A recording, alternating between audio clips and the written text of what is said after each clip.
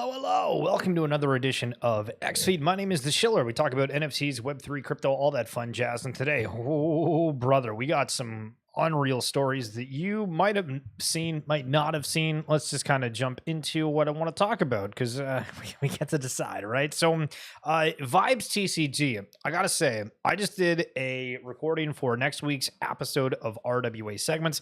If you check out the description down below, or my bio on X, you can see the podcast, and it's with Spencer, who is the mastermind behind this, and holy smokes, it is super enlightening, super insightful. I would love for you guys to check out the previous episodes, but also pay attention for the one that's going to come out on Tuesday next week. But what's really cool with this is just the fact that we are having now established IPs within the Web3 space that are branching off and having people from their community building something sizable.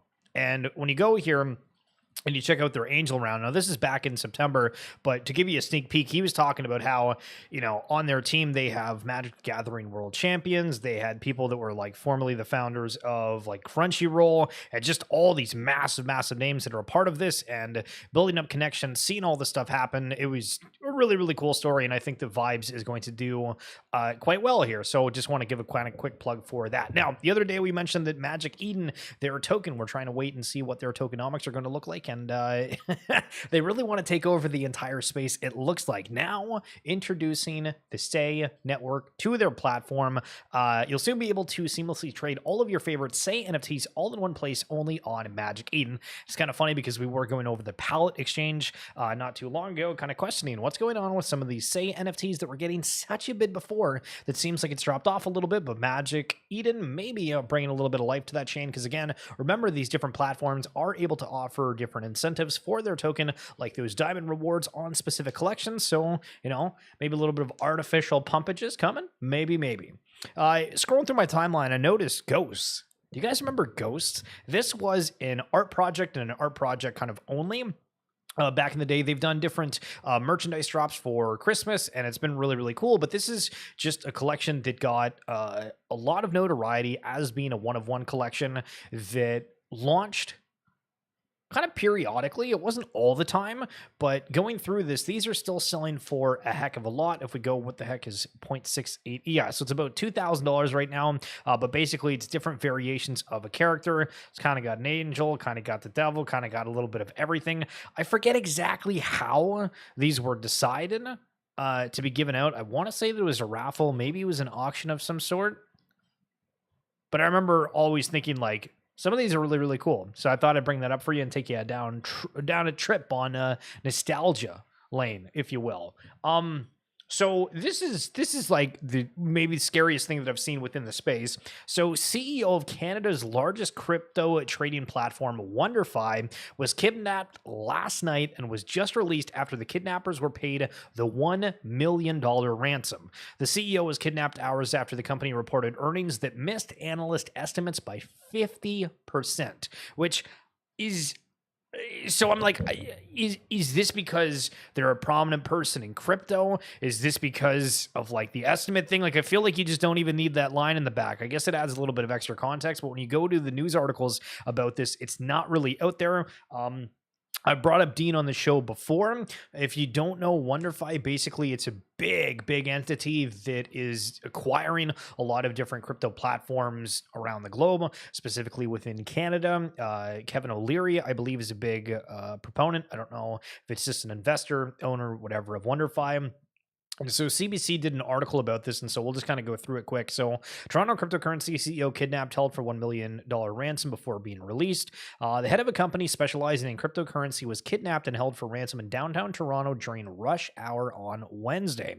Police were called about a kidnapping in the area of University Avenue and Richmond Street West just before 6 p.m., says a spokesperson with the Toronto Police Service. The suspect forced the victim into a vehicle and made a demand for money, the spokesperson said. The man was later located in Centennial Park in Etobicoke uninjured. CBC Toronto has learned the victim is Dean Skirka, the president and CEO of Toronto-based financial firm WonderFi. He was released after a $1 million ransom was paid electronically, a source close to the investigation said. Skirka told CBC Toronto via email on Thursday that he had been involved in an incident Wednesday, but it's safe.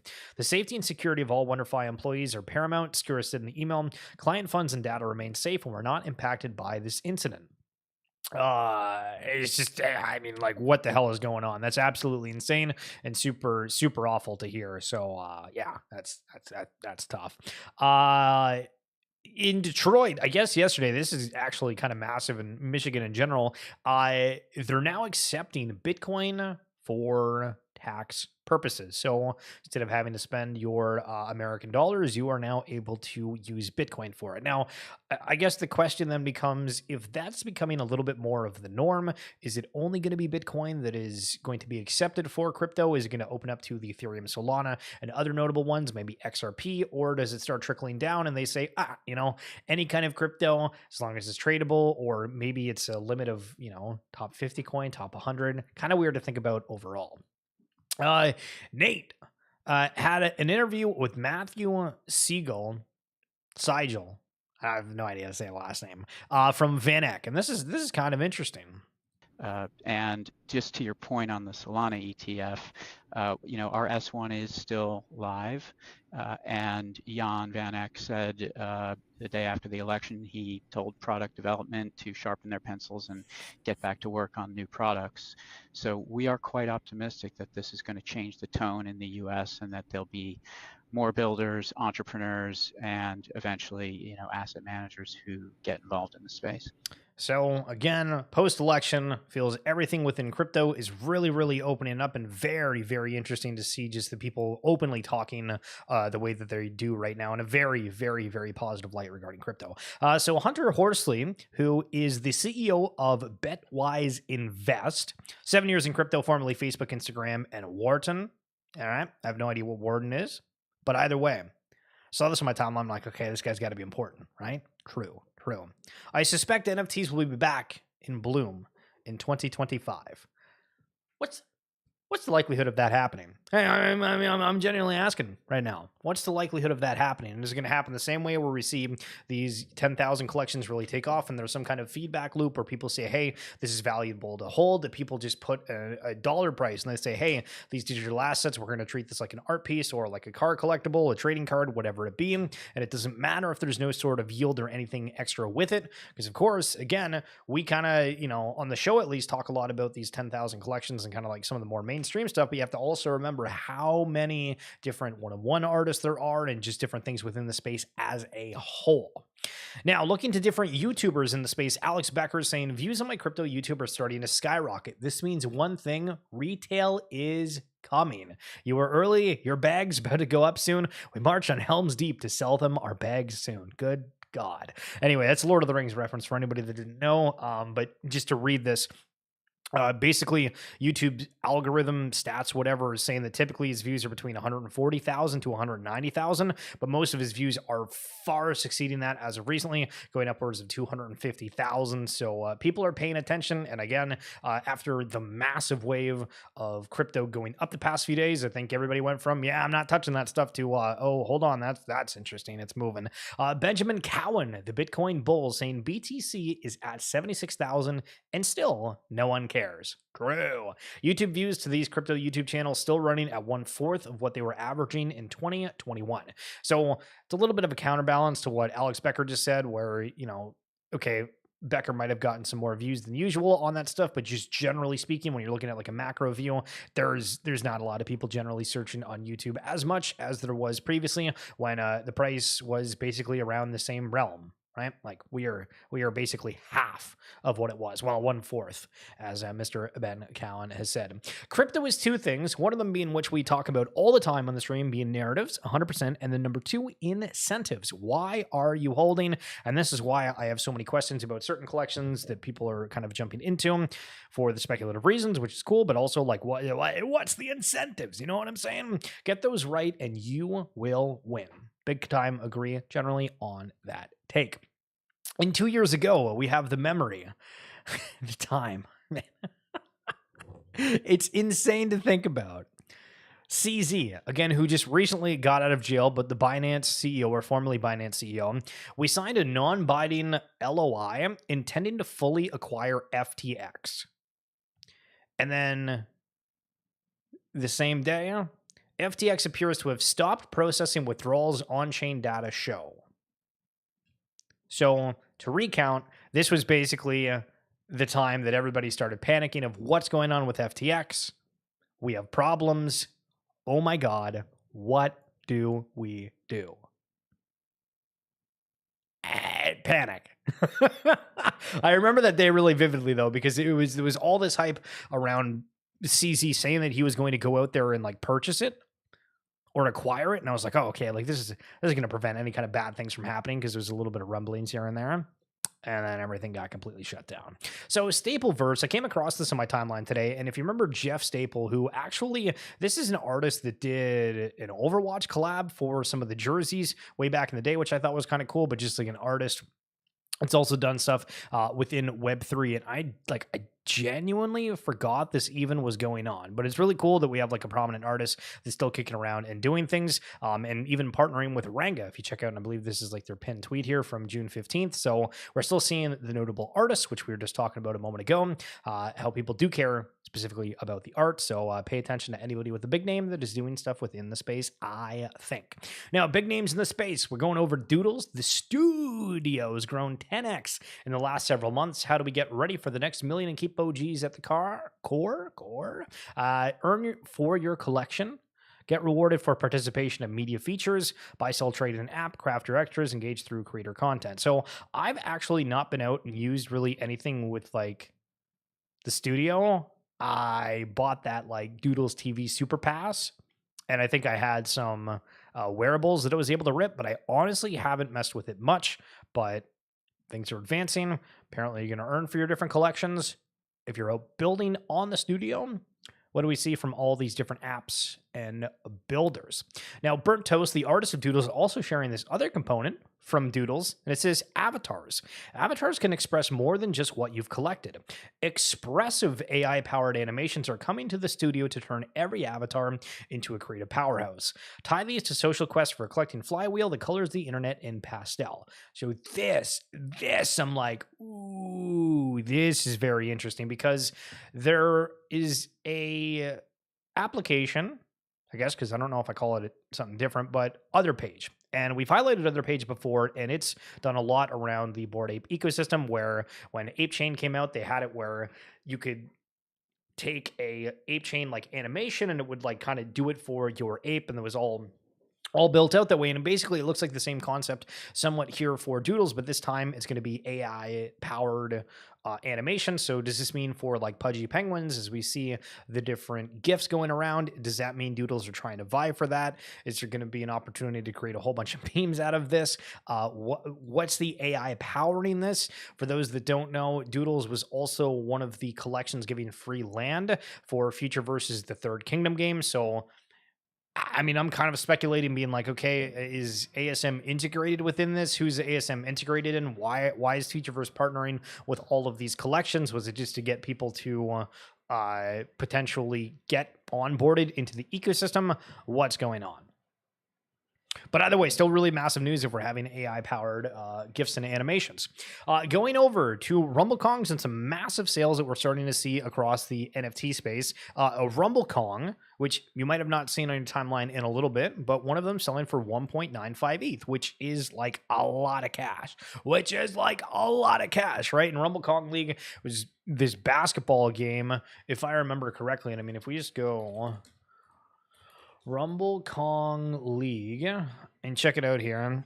Compete to earn mobile basketball mayhem. Backed by CAA Sports, Steph Curry, YG Trees, and Animoca Brands. Hey, we love Animoca. It's actually nuts. They have 219,000 followers for this. But October 30th, season 2 of Hoops Horror is live. We got all the spookiness. Nice. But yeah, so this is kind of like what the game looks like. But this also looks like it is specifically meant for mobile as well. But it's not just got that many followers. And I feel like my first post of seeing it for a while is somebody just buying an expensive NFT versus like gameplay. Man, I love Web3. True. So I want to keep on that trend of looking at some bigger, more expensive stuff. Matt highlighting that there's been several CryptoPunk sales that have taken place over the last few hours, around like $78,000, which is Like, I mean, that's a lot of money to spend on a digital asset. But looking at the sales here, there was one for 39 ETH or 112,000. Again, the floor is at 78, so 112 to 78,000. Listen, that's a pretty big difference. One was going for 42, which is 123,000. But then also mentioning within here that we have had some bigger sales over the last little bit where people are going for grails. On October 10th, the Pudgy Penguin went for 29.5 WETH, which is just like an offer accepted. 71K, and then the elusive gold Bored Ape. It was probably one of the cleanest ones in the collection for 1.4 mil, and that one, I think, if I remember correctly, went to like the flooring protocol. Yeah. It's like flooring protocol. I don't know if the guy bought it for like a status symbol, but I think we brought it up on the stream when that did happen. So I got sent this morning as well from InsideBitcoins.com, and it's of your favorite, or one of our favorite tokens that are out there. And it's funny because I went and I saw there was this YouTuber, and I guess I don't know if they do like paid groups or what, but there was a video that was launched 2 weeks after they made it for, I guess, like their Telegram group or whatever. And they were like, we think Root's going to do amazing. And it's all these like super hyperbolic expectations and pretty wild claims. And I'm like, you know what? I'm down with it. We'll see. But it's funny seeing other people talk about it and what they have to say. Does it feel like they're actually in the ecosystem? They look at something and they say, hey, the market cap's there. They look at the partnerships, and that's, to be honest, the video that I saw, it felt like they were just going on and on about like the partnerships being, this super valuable thing. And I don't necessarily disagree with that, but it felt like that was kind of their only argument for it. So this is, let's read what they have to say for the next cryptocurrency to explode. They're highlighting the Root network as number one.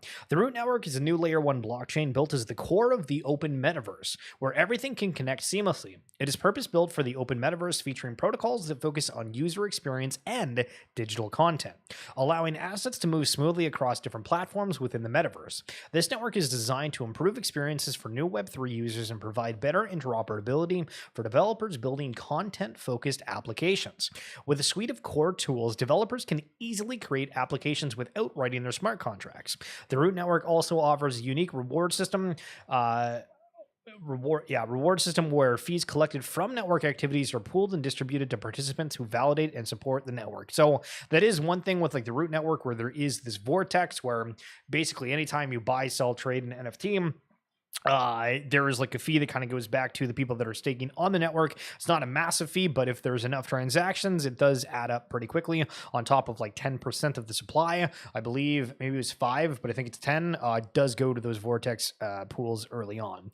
Root's price currently is 2 cents, making a 26% increase in the past 24 hours, which this isn't like a massive number just because we saw kind of everything go up by a decent amount that got I want to say like decent community, but community is not the right word for it, but like decent awareness, because crypto, again, after the election, just kind of saw an uptick as a whole. Its market cap has also risen 26.34%, reaching 29.10 million, while the 24-hour trading volume has surged 31%, hitting 4.24 million. Although the current market sentiment for EOS is neutral, the fear and greed index is at 69, suggesting growing optimism and increased token transactions. The points of potential uptrend for Root, with solid fundamentals backing Root, it has the potential to rise significantly in the future if the project secures partnerships with other networks. The price could reach over $1.52. Hold on a minute. What? Huh. Okay, so $1.52 by 2025. So I was on the Discord this morning and I saw people that were commenting about how like if the market cap goes to like $1 billion, it's like 60 cents. So like for clarity's sake, if we're saying it's going to $1 billion, it's around like 60 to like 69 cents or whatever. Like $152 is like, sorry, $1.52 is like a lot, right? But if we go to like $1 billion, that would crack the like top 80 tokens ish. So basically, with their projection at $1.52, they think that it's going to crack like beyond a top 30 token. Sheesh. That's actually nuts. Now, a little bit of hyperbolic potentially, but if the market remains bullish, we can expect the average price for Root to stay around 19 cents in 2024, as we're basically almost done. However, if the market declines, the price may drop to as low as below a cent. Well, listen, we've been all around that. I don't know. For the bootstrap rewards, for the other things that are building, one of the biggest issues I think for like the network is there's not a whole lot to do on it, where you're seeing with like Ape Chain and some of these other ones that people are really buying and selling. But for Tradeverse, which is the exchange for or the NFT marketplace for Root, there's not a whole lot going on besides like some of the games, and the speculation has really died off on the ecosystem. But the team and founding members, again, yesterday, if you hadn't seen, we can bring up the tweet specifically. We were told that big things are about to happen. So hold on a moment. Let me go say it. Yeah, here we go. We got it. We're about to wrap this year up with a bang. Going to be fun at Aaron, at Marco. And they highlight Featureverse, Readyverse, the open game that's coming, and Gen Music, which again is a music generator. So we'll see. We got videos around Featureverse, Root Network. If you guys are wanting to go check those out on YouTube, I would encourage you to do so. And you can find out for yourself if you think, hey, these are kind of neat. Or you could say, I absolutely hit the curb, Schiller. And that I will. But that's it for this edition of XFeed. Thank you guys so much for coming on through. I hope you have a phenomenal Friday. And I will see you on